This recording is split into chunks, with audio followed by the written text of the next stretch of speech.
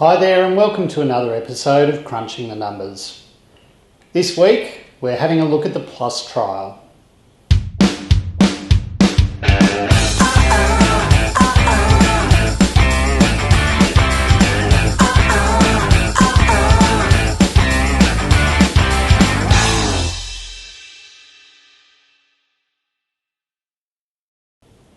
The debate about balanced fluids has raged on for years. There is good evidence that 0.9% saline worsens metabolic acidosis, and there has been speculation that chloride could be bad for your kidneys.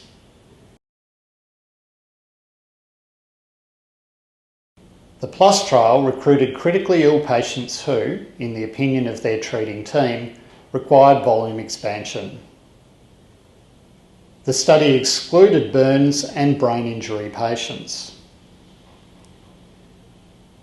Patients were randomised to receive either 0.9% saline or plasmolite 148 for all of their fluid resuscitation needs in the ICU for up to 90 days, and the primary outcome was all-cause 90-day mortality. Unfortunately, like many things, COVID-19 has made a mess of this study, with funding ceased after 5,000 patients were recruited.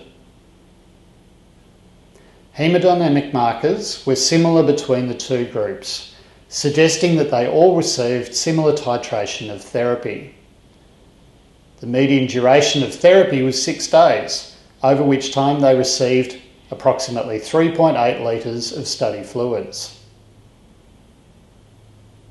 In the end, there was no difference in the primary outcome. A Bayesian analysis suggested the trial would have met a futility criteria, which is reassuring given that the trial was stopped early. No difference was seen in any secondary outcome or any subgroup analysis, and there was no clear signal of harm.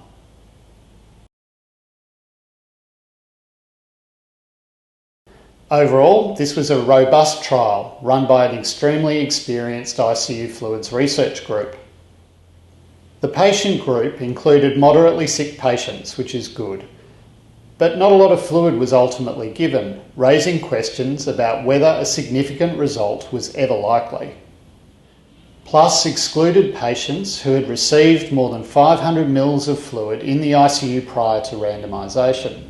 This equated to almost 25% of screened patients.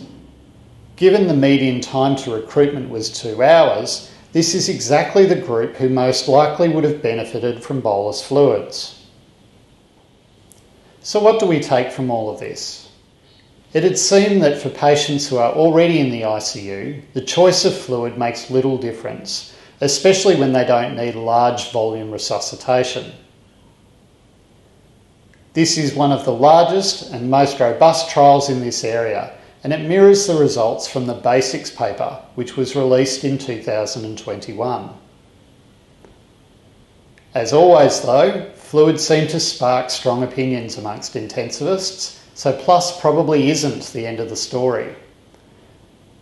An updated meta-analysis by the PLUS team included 3 new studies: PLUS, BASICS and SCOPE-DKA. The analysis included nearly 35,000 patients and found that the risk ratio for death in the buffered group was 0.96. with the confidence interval extending from a 9% decrease in mortality through to a 1% increase.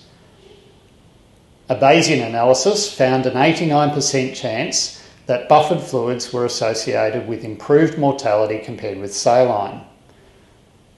Now, while the 95% confidence intervals cross 1, many authors have suggested that this may be sufficient evidence of a real mortality benefit.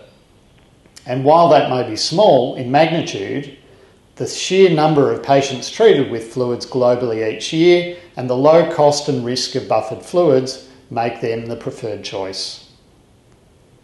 To read a more in-depth analysis of the PLUS trial, download the free MyOSLA app. We'll see you next time.